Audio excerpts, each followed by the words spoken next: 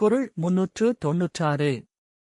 தொட்டனை தூறும் மணற்கேணி மாந்தர்க்குக் கற்றனை தூறும் அறிவு. பொருள்: மணற்கேணி மணலில் தோண்டப்படும் கிணறு. அதை எவ்வளவு தோண்டுகிறோமோ அவ்வளவு நீர் ஊறும். அதேபோல் மனிதன் எவ்வளவு கற்கிறானோ அவ்வளவு அறிவு பெருகும். அறிவின் இயல்பு என்ன?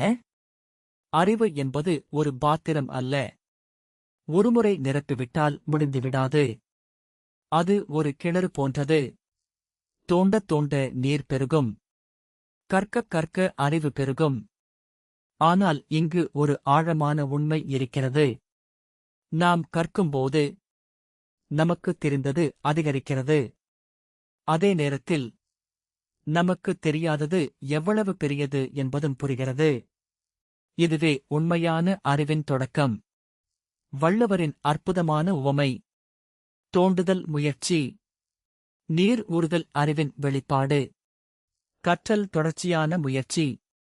அறிவு தொடர்ந்து பெருகும் செல்வம். ஒரு நாள் கற்றுவிட்டு நின்றுவிடுவது கிணற்றை பாதியில் தோண்டிவிட்டு இங்கே நீர் இல்லை என்று சொல்வதைப் போன்றது.